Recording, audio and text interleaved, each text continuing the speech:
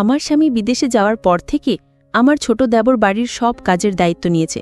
বাড়ির ছোটখাটো কাজ যেমন মেশিন ঠিক করা, বিদ্যুতের কাজ, সবই ওর ওপর।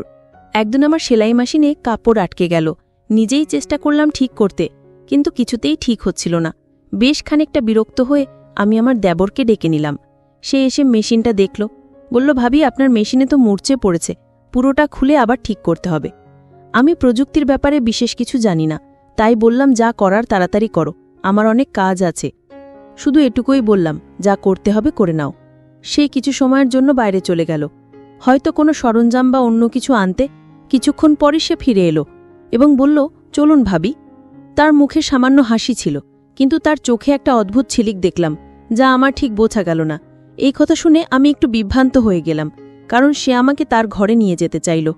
আমি যখন তার ঘরে গেলাম তখন দেবর, আমার নাম পূজা, আমার বয়স 28 বছর।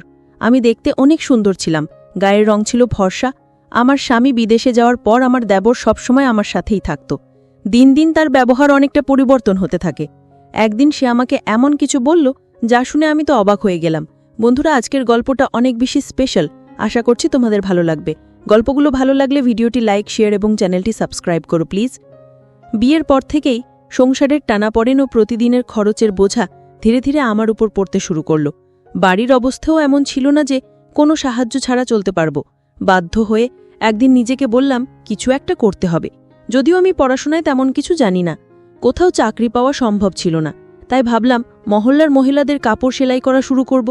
পুরনো সেলাই মেশিনটা যা বিয়েতে পাওয়া দান উপহার হিসাবে এক কোনায় পড়েছিল, তা পরিষ্কার করতে লাগলাম। এরপর পাড়ায় জানিয়ে দিলাম, যাদের কাপড় সেলাই করতে হবে তারা আমার সাথে যোগাযোগ করতে পারে। ধীরে ধীরে খবর ছড়াতে লাগলো, আর কিছুদিনের মধ্যেই বেশ কয়েকটি অর্ডার আসা শুরু হলো। পাড়ার মহিলারা তাদের সালোয়ার, ওড়না, ব্লাউজ সেলাই করাতে আমার কাছে আসতে লাগলো।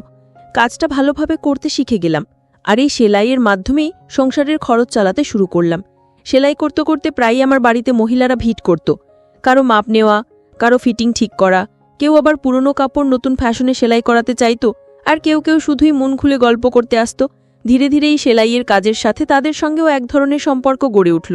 তারা আমাকে তাদের মনের কথা বলত, সমস্যার কথা শেয়ার করত। এতে আমিও এক ধরনের সান্ত্বনা পেতাম। একটা উদ্দেশ্য খুঁজে পেলাম, দিনভর ব্যস্ত থাকার, নিজের কষ্ট ভুলে থাকার। সেলাইয়ের কাজ বাড়তে লাগলো। এক মহিলা কাপড় দিতে আসলে আরেকজন নিতে চলে আসত। আমার নিজের সন্তান ছিল না, তাই এই কাজের জন্য বাড়িটা সবসময় মহিলাদের হাসিতে ভরে থাকত। ওদের হাসিরটার গল্পে আমার বাড়িতে যেন নতুন করে জীবনের প্রাণচাঞ্চল্য ফিরে এলো। কাজের সাথে সামান্য আয়ও হচ্ছিল, যে আমার জন্য এক প্রকার স্বস্তি নিয়ে এলো। কিছু মাসের মধ্যেই আমার সেলাইয়ের দক্ষতার কথা আশেপাশের এলাকাতেও ছড়িয়ে পড়ল। এবার দূরের মহল্লা থেকেও মহিলারা তাদের কাপড় সেলাই করাতে আসতে লাগল। কাজের চাপ এতটাই বেড়ে গেল যে একা সামলানো মুশকিল হয়ে পড়ল। প্রতিদিন ঘণ্টার পর ঘণ্টা মেশিনের সামনে বসে কাজ করতে করতে কাঁধ ব্যথা করতে শুরু করল, এমনকি আঙুলগুলোতেও ব্যথায় ফুলে যেত। শেষে পাড়ার কয়েকজন মেয়েকে সাহায্যের জন্য ডেকে নিলাম, যারা সেলাই শিখতে আগ্রহী বা কিছু আয় করতে চায়। আমি বললাম তারা যেন নিজেদের সেলাই মেশিন নিয়ে এসে আমার সাথে কাজ করে। এর বিনিময়ে তারা সেলাই শিখবে এবং সামান্য পারিশ্রমিকও পাবে। কেউ কেউ সেলাই মেশিন প্রথমবার ধরেছিল। ধৈর্য ধরে তাদের কাপড় ঠিক করে বসানো, সুতো লাগানো এবং সোজা সেলাইয়ের কৌশল শেখাতাম। তাদের আশায় আমার কাজ অনেক হালকা হয়ে গেল। এখন বাড়িটা আরও প্রাণবন্ত লাগত। ওরা হাসত, গল্প করত, আর মাঝে মাঝে আমার সাহায্যে নতুন কিছু ডিজাইন শিখত। তাদের সাথে আত্মীয়তার মতো একটা সম্পর্ক গড়ে উঠেছিল। আমি তাদের সেলাই মেশিন চালানো শেখাচ্ছিলাম, আর ধীরে ধীরে কাজও দিতে শুরু করলাম। তবে নতুন বলে প্রায়ই ভুল করত। কখনো কখনো মেশিনে কাপড় আটকে যেত, কখনো সুতোর গিট ছিঁড়ে যেত বা আঙুল ফুটত। প্রতিদিনই মেশিনের সমস্যা হতো, আর ঠিক করাতে আমার অনেকটা সময় চলে যেত। একদিন তাদের মধ্যে এক মেয়ের মেশিন আবার নষ্ট হয়ে গেল। কাপড় মেশিনে আটকে গেল। আমি নিজে থেকে চেষ্টা করলাম ওর মেশিনটা ঠিক করতে, কিন্তু সফল হলাম না। বাধ্য হয়ে আমি তাকে বললাম, আজ তুমি মেশিনটা ঠিক করে নিয়ে এসো, আজ আর কাজ করতে হবে না। মেয়েটি চলে যেতে প্রস্তুত হচ্ছিল। তখনই আমার দেবর বাড়িতে দুপুরের খাবারের জন্য এলো। আমি রান্নাঘরে গিয়ে তার জন্য খাবার গরম করতে লাগলাম। জানালা দিয়ে তাকিয়ে দেখি আমার দেবর সেই মেয়েটির সঙ্গে কিছু কথা বলছে। আমার দেবর মেয়েটিকে জিজ্ঞাসা করল, তুমি এত তাড়াতাড়ি ছুটি নিয়ে বাড়ি যাচ্ছ কেন? মেয়েটি বলল, আমার সেলাই মেশিনে কাপড় আটকে গিয়েছে, তাই মেশিন নষ্ট হয়ে গেছে। ভাবি নিজেই ছুটি দিয়েছেন, কাল বাইরে থেকে ঠিক করিয়ে নিয়ে তারপরই কাজে আসব। মেয়েটির কথা শুনে আমার দেবর বলল, আরে বাইরে গিয়ে ঠিক করানোর কি দরকার, যখন বাড়িতেই লোক আছে। দেবরের কথা শুনে মেয়েটি থেমে গেল। সে বলল, তুমি যদি মেশিনটা ঠিক করে দাও তাহলে খুবই উপকার হবে, না হলে আমাকে বাবাকে বলেই বড় বাজারে পাঠাতে হবে, আর বাবাকে সাইকেলে মেশিন নিয়ে যেতে অনেক কষ্ট হবে। মেয়েটির কথা শুনে আমার দেবর মেশিনটা পরীক্ষা করতে লাগলো। বলল, তোমার মেশিনে তো মরচে ধরে গেছে, এটা পুরোপুরি আটকে গেছে, ভালোভাবে খুলে ঠিক করতে হবে। মেয়েটি অবাক হয়ে বলল, তাহলে তুমি ঠিক করতে পারবে না? দেবর হেসে বলল, না, আমি এ কাজ ভালোই জানি। মেয়েটি খুশি হয়ে পাশে বসে পড়ল এবং বলল, আমার একটা সেলাইয়ের কাজ করতে হবে, তাড়াতাড়ি করে দাও প্লিজ। দেবর তখন বলল, মেশিনটা আমার ঘরে নিয়ে এসো, আমি ওখানেই ঠিক করব। মেয়েটি একটু দ্বিধায় পড়ে গেল। তখন দেবর বলল, আমার সব সরঞ্জাম ঘরেই আছে, তাই মেশিন ঠিকঠাক করার জন্য ওখানে নিয়ে যেতে হবে। দেবর বলল, আমি ঘরেই ঠিক করে দিচ্ছি। মেয়েটি মেশিন নিয়ে তার ঘরে গেল। আমি খাবার গরম করে বাইরে রাখলাম, কিন্তু অনেকক্ষণ কেটে গেলেও দেবর এবং সেই মেয়েটি ঘর থেকে বেরোচ্ছিল না। দুজনেই তরুণ, তাই চিন্তায় পড়ে গেলাম। কিছুক্ষণ অপেক্ষা করলাম, কারণ দেবরের ওপর সন্দেহ করতে চাইনি। তবু দীর্ঘ সময় পর ধৈর্য হারিয়ে অবশেষে দেবরের ঘরের দিকে যাওয়ার সিদ্ধান্ত নিলাম। ঠিক তখনই মেয়েটি সেলাই মেশিন নিয়ে বাইরে বেরিয়ে এসে বলল, ভাবি, মেশিন ঠিক হয়ে গেছে। ওর কথা শুনে আমারও স্বস্তি হলো এবং আমরা নিজেদের কাজে ফিরে গেলাম। কিন্তু আমি মনে মনে ভাবছিলাম, দেবর এতক্ষণ ঘরে কি করছিল। কিছুক্ষণ পরে দেবরও ঘর থেকে বেরিয়ে এসে বিছানায় বসে খাবার খেতে লাগলো। পাশের বাড়ির বিয়ের জন্য প্রচুর কাপড় সেলাইয়ের অর্ডার পেয়েছিলাম, আর সময় খুব কম ছিল বলে কিছুটা দুশ্চিন্তায় ছিলাম। কিন্তু দেবর দ্রুত মেয়েটির মেশিন ঠিক করে দেওয়ায় কাজ সহজ হয়ে গেল। খাওয়া শেষ করে দেবর মজা করে বলল, যার মেশিন নষ্ট হবে আমি আছি। আমি হেসে উঠলাম। এই সেলাই কাজ থেকে এখন বেশ ভালো আয় হচ্ছিল, তাই মনও বেশ ভালো ছিল। বিয়ের 9 বছর কেটে গেছে, আর স্বামী বিয়ের কিছুদিন পরেই বিদেশে কাজের জন্য চলে ছিল। প্রায় 3 বছর ধরে সে দুবাইতে আছে। 6 মাস বা বছরে একবার ফিরত। ছুটি পেলেই স্বামী বাড়িতে আসতো। সপ্তাহখানেক থেকে আবার দুবাই ফিরে যেত। বাড়িতে শ্বশুর শাশুড়ি আর এক দেবর ছিল। শ্বশুর শাশুড়ি ছিলেন বয়স্ক এবং প্রায় অসুস্থ থাকতেন। দিনের বেশিরভাগ সময় নিজেদের ঘরেই থাকতেন। দেবর খুবই ভালো ছেলে ছিল।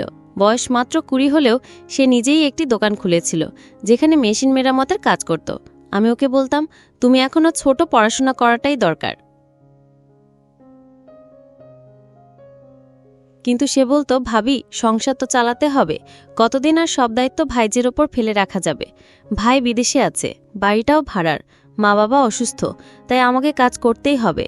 সাধারণত দেবর দিনের বেশিরভাগ সময় দোকানেই থাকতো, তবে মাঝে মধ্যে বাড়িতেও আসতো আর আমি নিশ্চিন্তে থাকতাম।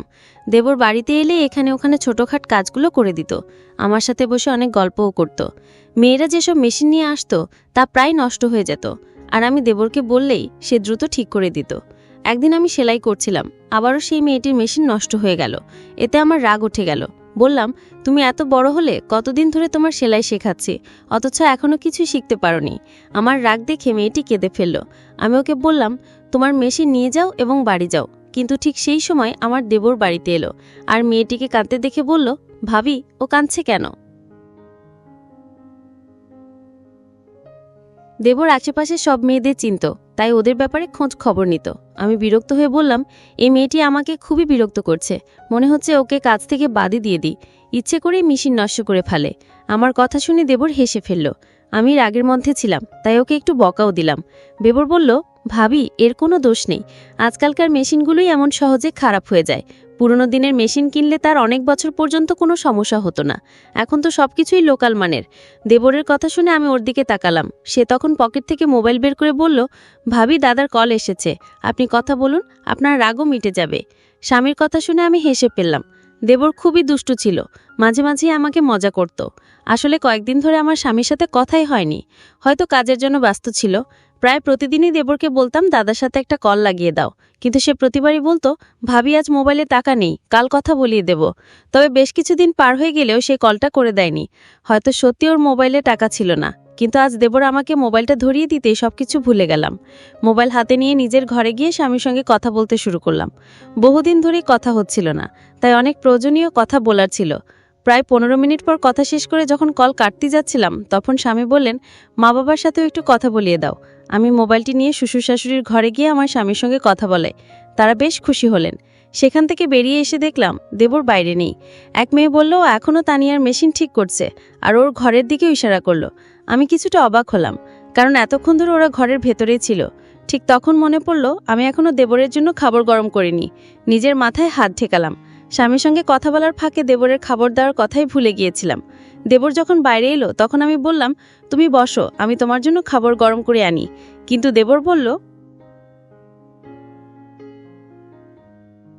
না ভাবি, আমার পেট ভরে যাচ্ছে, আজ খাবো না। হেসে সেই বাইরে চলে গেল। আর আমি একটু অবাক হয়ে মেশিনের পাশে বসে ভাবতে লাগলাম, আসলে ও কোথায় গিয়ে পেট ভরালো। সেদিন আমি কাজের মাঝে হঠাৎ একপাশে দেখলাম আমার তানিয়া কিছু মেয়ের সাথে ধীরে ধীরে কথা বলছে।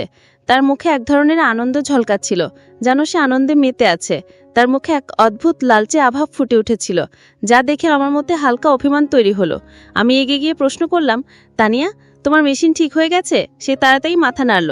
আমি তাকে বললাম, তাহলে এবার কাজটা ঠিকঠাক করো। আমার কথা শুনে সবাই নিজেদের কাজে মন দিল। কাজ করতে করতে আমি আমার স্বামীর কথা ভাবতে লাগলাম। বহুদিন ধরে আমি চাইছিলাম সে যেন কিছুদিন বাড়িতে থাকে। আমার মন খুব চেয়েছিল তাকে বাড়িতে দেখতে, কিন্তু সে বলতো যদি বাড়িতে আসি তাহলে বেশ কিছু খরচ হবে, তাই কিছুদিন না আসেই ভালো।